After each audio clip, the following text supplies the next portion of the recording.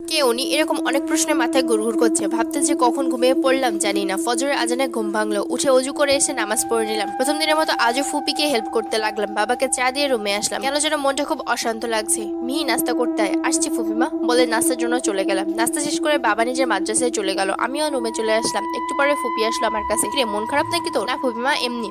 তাহলে কি শরীর খারাপ? আমার কপালে হাত দিয়ে। আরে সত্যি আমার কিছু হয়নি। আচ্ছা তোকে কিছু বানিয়ে দেই? বিকালে দিও ফুপি। আচ্ছা আমি যাই, রান্না ফেলে এসছি। আচ্ছা যাও। ফুপিমা চলে গেল। আমি কি করব তাই ভাবছি। সেই কোরআন তেলাওয়াতের কথা বারবার মনে পড়ছে। বুঝতে পারছি না কে সে, কোথা থেকে সে আওয়াজটা আসে। আবার ছাদে সেই ছেলেটাই বা কে?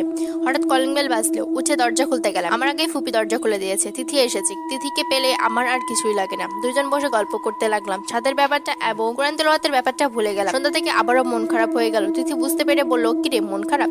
কই না তো।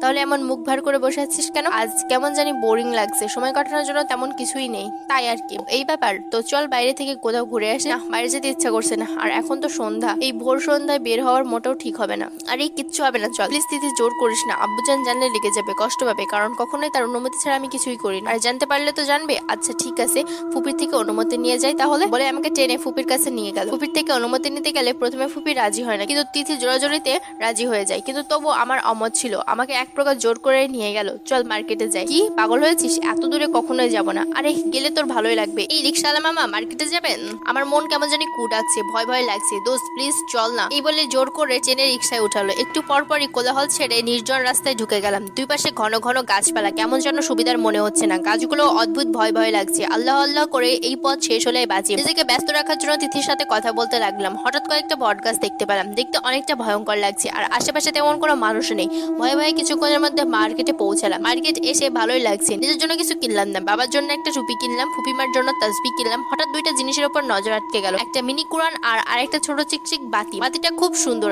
আর এরকম দুইটা সুন্দর জিনিস আমি কখনো দেখিনি। এই দুইটাও নিলাম। এগুলো কিনতে কিনতে এশার আজান দিয়ে দিল। তিথি অনেক দেরি হয়ে গেছে, প্লিজ চল। ওকে চল। বাইরে বের হলাম একসাথে। কিন্তু এখন পড়লাম আরেক ঝামেলা। একটা রিক্সাও নেই, মানুষজনও কম। দেখছিস তিথি, আমি ঠিক এই ভয়টাই পাচ্ছিলাম। আরে কিছুই হবে না, চল শর্টকাটে যাই। তারপর দুজন মিলে হাঁটতে লাগলাম। আশেপাশে মানুষ একদমই নেই। কিছুক্ষণ পর সামনে আবার বটগাছ পড়লো। উপরে তাকালাম না, নিচের দিকে তাকিয়ে হাঁটতে লাগলাম তিথির সাথে। নইলে উপরের দিকে তাকালে ভয় লাগে।